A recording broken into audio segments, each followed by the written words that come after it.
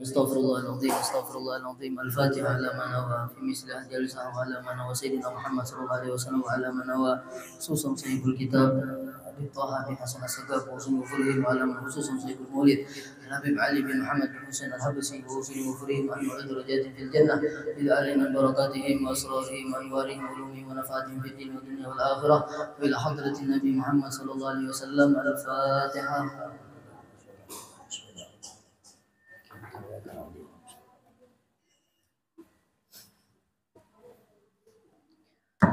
Assalamualaikum warahmatullahi wabarakatuh.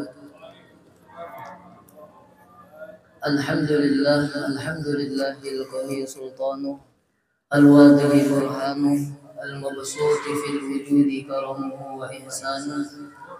Allahumma fasalli wa sallim wa karrim wa majid wa azim ala sayyidina Muhammad al-fatih lima ughliq wal khatim lima sabaq ناصر الحق بالحق والهادي إلى صراطك المستقيم وعلى آله وصحبه حق قدره ومقداره العظيم. قل سبحانك لا علم لنا إلا ما علمتنا إنك أنت العليم الحكيم. ربي اشرح صدري ويسر لي أمري واحلل عقدة من لساني يفقه قولي وسدد لساني واهدي قلبي بجاه النبي محمد صلى الله عليه وسلم.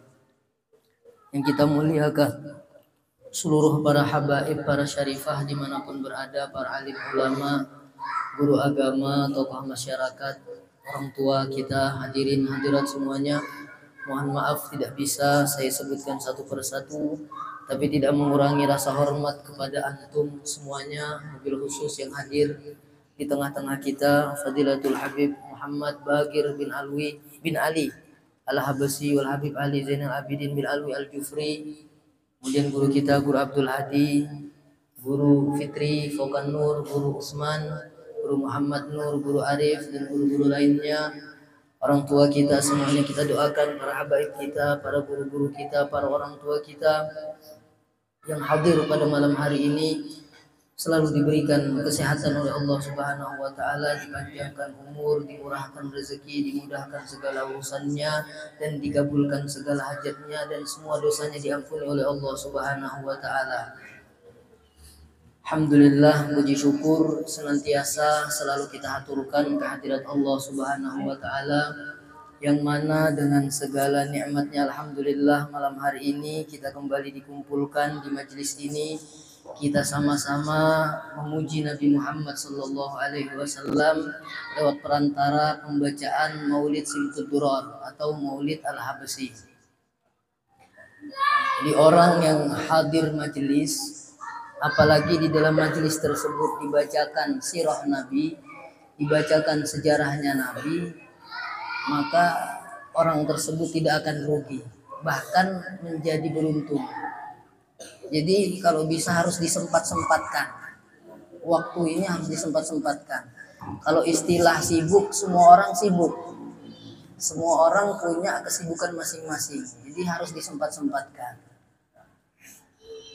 Jangan dikira kita semua yang hadir di sini adalah orang-orang yang pengangguran. Nah, semuanya orang-orang sibuk, tapi bisa menempatkan waktu untuk hadir di majelis-majelis.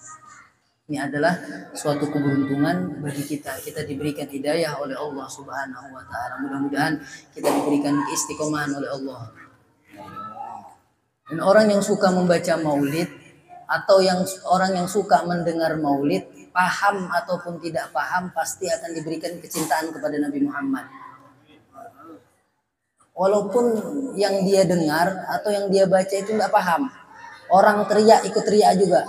Tidak paham apa yang diucapkan, tetap karena berkah maulid, berkah membaca maulid, berkah mendengar maulid, maka akan diberikan kecintaan kepada Nabi kita Muhammad sallallahu alaihi wasallam. Mudah-mudahan kita yang belum cinta jadi cinta kepada Nabi, yang sudah cinta bertambah kecintaannya kepada Nabi Muhammad sallallahu alaihi wasallam. Salawat dan salam semoga selalu tercurah kepada junjungan kita, panutan kita, Habibuna Muhammad sallallahu alaihi wasallam, kepada keluarga beliau, sahabat beliau, pengikut beliau ila yaumil qiyamah. Ma'asyiral hadirin hadirat rahimakumullah. Sedikit kita melanjutkan kajian kita daripada kitab Maulid Simtud-Durrah. Jadi di sini kita mengkaji daripada memaknai Maulid Simtud-Durrah. Karena ini menjadi wiritan kita setiap malam, maka alangkah indahnya kita sedikit demi sedikit kita maknai apa isi daripada kitab Maulid Simtud-Durrah. Kemarin sudah selawat yang pertama sudah habis, selawat yang kedua juga sudah habis. Kita masuk pasal yang pertama. Bismillahirrahmanirrahim. Dengan nama Allah yang Maha Pengasih lagi Maha Penyayang. Itu sudah maklum, kita tafsirnya tidak perlu lagi kita jelaskan, langsung saja. Alhamdulillahil qawiyyu sultanuh. Segala puji bagi Allah yang amat teguh kekuasaannya. Artinya tidak ada yang bisa menandingi kekuasaan Allah Subhanahu wa taala. Semua yang kita lakukan, apapun yang kita lakukan, semuanya itu adalah atas kekuasaan Allah Subhanahu wa taala. Umpamanya kita kalah, Allah yang mau. Kita menang, Allah yang mau. Kita umpama sakit, Allah yang mau. Kita sehat, Allah juga yang mau. Jadi semuanya itu adalah kekuasaan Allah Subhanahu wa taala. Kita hanya bisa ikhtiar saja, hanya bisa usaha saja. Adapun yang menentukannya adalah Allah Subhanahu wa taala. Al-wadhihi burhanuh. Sangat jelas bukti-bukti kebenarannya.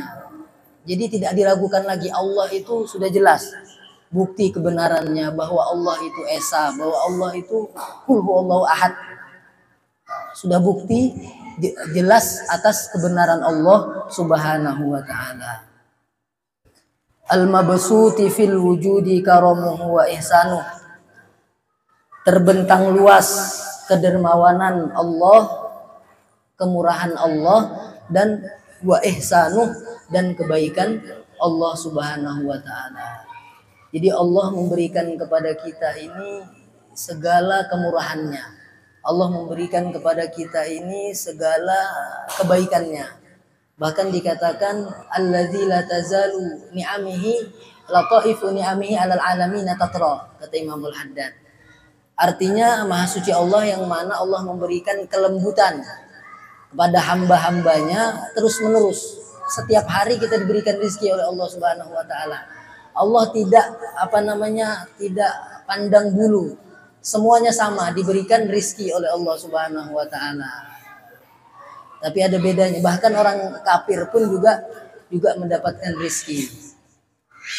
Bedanya kalau orang Islam itu di dunia mendapatkan nikmat, di akhirat dia mendapatkan rahmat dari Allah. Itu orang Islam. Tapi kalau orang kafir hanya mendapatkan nikmat di dunia saja, tidak mendapatkan rahmat dari Allah Subhanahu wa taala. Ta'ala majduhu wa 'azuma sya'nuh. Maha tinggi Allah atas kemuliaan Allah, maha agung atas kedudukan Allah Subhanahu wa taala. Khalaqal khalqal hikmah. Allah menciptakan manusia ini penuh dengan hikmah. Kalau kita perinci kalimat ini sangat luar biasa sekali. Allah menciptakan kebaikan kepada hambanya, itu ada hikmahnya. Allah menciptakan musibah kepada hambanya, itu juga ada hikmahnya. Jadi di balik musibah itu juga ada hikmahnya. Khalaqal khalqa li hikmah. Allah menciptakan manusia penuh dengan hikmah. Ada kisah diceritakan seorang pemuda. Pemuda ini adalah seorang yang ahli ibadah. Sholat tahajudnya, sholat malamnya, sholat witirnya, sholat tasbih, sholat hajat, sholat duha. Pokoknya semua ibadah dikerjakan sama orang pemuda ini. Tapi uniknya pemuda ini, beliau setiap berdoa hanya minta satu aja. Tidak minta macam-macam. Beliau hanya minta satu aja. Tapi walaupun satu, paketnya komplit. Apa doanya si pemuda ini? Si pemuda ini berdoa agar dikaruniai pendamping istri yang solehah. Pokoknya setiap doa itu aja doanya. Istri yang solehah, kemudian cantik, tinggi, bau harum, pintar, kemudian nurut sama suami. Itu doanya, satu itu aja. Tidak minta surga enggak, tapi yang diminta adalah istri yang solehah, pemuda itu. Kemudian ketika itu, istri pertama apa yang kedua? terserah. Kemudian ketika itu pemuda itu keluar dari rumah ingin menuju pasar dengan menggunakan sepeda. Sesampainya di pasar, pemuda ini tidak sengaja menabrak anak anjing. Kemudian ibunya anak anjing ini marah karena anaknya ditabrak tadi. Akhirnya ibunya ini mengejar si pemuda itu tadi. Dikejarnya si pemuda itu sampai menggigit kakinya si pemuda itu. Dan kebetulan ibunya ini sedang sakit, jadi terkena rabies si pemuda ini tadi. Jadi pemuda ini digigit, kemudian kena rabies, dimasukkan ke rumah sakit setelah itu si pemuda ini. Jadi dalam hati si pemuda ini, ya Allah, aku ini minta istri soleha, kenapa digigit anjing? Nah.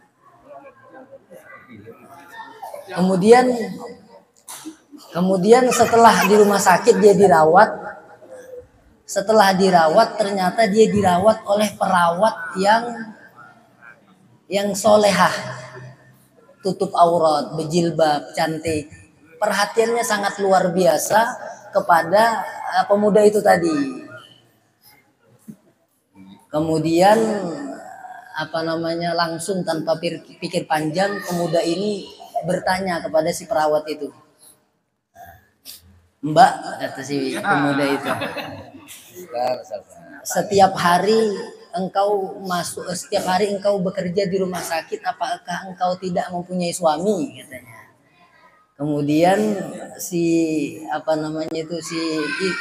perawat itu mengatakan, Mas, saya masih single, katanya.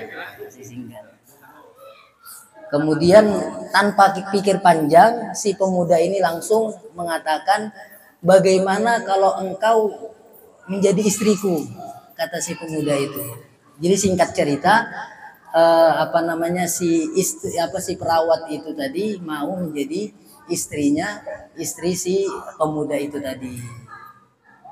Kemudian di dalam hati si pemuda itu, ya Allah, Masya Allah, Alhamdulillah, berkat digigit anjing, aku mendapatkan istri solehah. Jadi maksud daripada cerita ini adalah walaupun mendapat musibah pasti ada hikmahnya. Karena digigit anjing, hikmahnya dia mendapatkan istri yang solehah. Jadi khalaqal hikmah. Allah menciptakan segala sesuatu itu pasti ada hikmahnya. Dan juga disebutkan di dalam kitab Tajul Aras, Habib Ali bin Husain Al-Attas, beliau mengatakan, seandainya Habib Ali Sohibul Maulid, Habib Ali yang mengarang Maulid Simtud Duror ini, sepanjang hidupnya hanya menulis 2 kalimat itu tadi, khalaqal khalqa li hikmah wa tawa 'alaiha ilmah, 2 itu saja. Maka kata Habib Ali bin Husain Al-Attas, itu arti lakanat fauqal kifayah. Artinya sudah cukup, sudah mengumpulkan 2 ilmu zahir dan ilmu batin. Menurut Habib Ali bin Hasan Al-Attas, Sahib Tajil Aras. Artinya kalimat itu tadi itu sangat luar biasa. Andaikan Habib Ali cuma mengarang itu saja. Habib Ali kan mengarang nih setebal ini yang beliau karang. Tapi andaikan 2 kalimat itu saja, itu sudah mencakup seluruhnya, ilmu zahir dan ilmu batin. Kemudian wa tawa 'alaiha ilmah, dan meliputi oleh Allah atas nikmat yang Allah ciptakan adalah diliputi rahasia ilmu. Jadi tidak ada yang tahu rahasianya Allah kecuali Allah sendiri. Itu maksudnya. Wa basata lahum min faidil minnati ma jarat bihi fi aqdarihil kismah. Dan Allah hamparkan daripada limpahan karunia-Nya dengan kadar pembagian yang sudah ditentukan dalam kehendak Allah Subhanahu wa taala. Artinya jadi masing-masing kita sudah dibagi oleh Allah Subhanahu wa taala. Ada yang kaya, ada yang miskin, ada yang tua, ada yang muda, ada yang sakit, ada yang sehat. Ada orang Indonesia, ada orang Arab, ada orang Barat. Semuanya sudah dibagi oleh Allah Subhanahu wa taala. Ada yang kena musibah, ada yang bahagia. Allah sudah menentukan kadar-kadar semuanya itu sudah. Allah sudah membagi umur kita semua. Jadi kalau ada anak muda meninggal, itu sudah kuasanya Allah. Atau anak baru lahir sudah meninggal. Bahkan ada umur 100 tahun masih hidup. Itu semuanya sudah dibagi oleh Allah Subhanahu wa taala.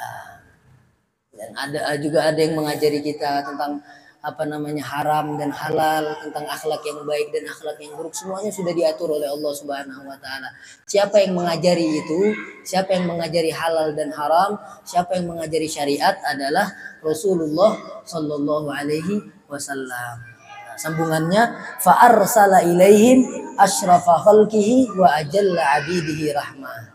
Allah mengutus kepada mereka umat manusia, yaitu manusia paling mulia akhlaknya di antara makhluk yang lain, yaitu Rasulullah Sallallahu Alaihi Wasallam mengutus kepada kita untuk mengajari kita. Wa ajalla abidihi rahmah, dan dengan rahmat Allah, hamba yang diselimuti oleh Allah tadi dengan kemuliaan. Jadi hamba yang paling terkemuka, hamba yang paling agung di sisi Allah adalah Nabi kita Muhammad Sallallahu Alaihi Wasallam. Jadi sudah ikutan kita satu aja, baginda Nabi Muhammad Sallallahu Alaihi Wasallam. Jangan mengikuti ajaran-ajaran lain, sudah ikuti Nabi, ikuti ulama yang mengikuti jejaknya Nabi kita Muhammad Sallallahu Alaihi Wasallam. Ta'allaqat iradatul azaliyatu bi khalqi hadzal abdil mahbub. Kita lanjutkan pertemuan yang akan datang. Kita mintakan sedikit nasihat daripada Fadilatul Habib Muhammad Bagir bin Ali Al-Habasi. Mumpung beliau ada di Bengalon. Beliau ini orang Pasuruan. Kita doakan mudah-mudahan betah di Bengalon, jadi orang Bengalon. Insyaallah kalau dicari. Jadi terakhir, inti daripada pembacaan Maulid Simtud Duror, pembacaan daripada Maulid Nabi besar Muhammad Sallallahu Alaihi Wasallam, perayaan Maulid Nabi Sallallahu Alaihi Wasallam adalah, kalau kita ingin hidup kita berkah, kita ingin hidup kita bahagia dunia dan akhirat, jalan satu-satunya adalah ikuti Nabi. Semua kerjaan kita yang kita lakukan ikuti Nabi. Pekerjaan kita hadirkan Nabi di tengah-tengah kita, di tengah-tengah pekerjaan kita. Artinya berarti cari kerjaan yang halal. Kemudian di saat kita bekerja jangan lupa bersolawat, itu aja. Kemudian umpamanya ingin rumah tangga kita berkah, ikuti caranya Nabi. Bagaimana cara Nabi berumah tangga? Atau misalnya ingin makanan kita berkah, ikuti cara makannya Nabi. Ikuti ingin tidur kita berkah, ikuti tidurnya Nabi. Jadi semua yang kita lakukan ikuti cara Nabi, maka insya Allah pasti akan mendapatkan keberkahan dari Allah Subhanahu wa taala dan mendapatkan kebahagiaan dunia dan akhirat. Mudah-mudahan kita semua senantiasa diberikan kecintaan kepada baginda Nabi Muhammad SAW, bertambah kecintaan kita kepada Nabi Muhammad, dan kita dipandang oleh Allah Subhanahu wa taala, mendapatkan rahmatnya dan mendapatkan syafaat daripada Nabi kita Muhammad sallallahu alaihi wasallam. Salah hilaf, mohon maaf. Assalamualaikum warahmatullahi wabarakatuh. Kita mintakan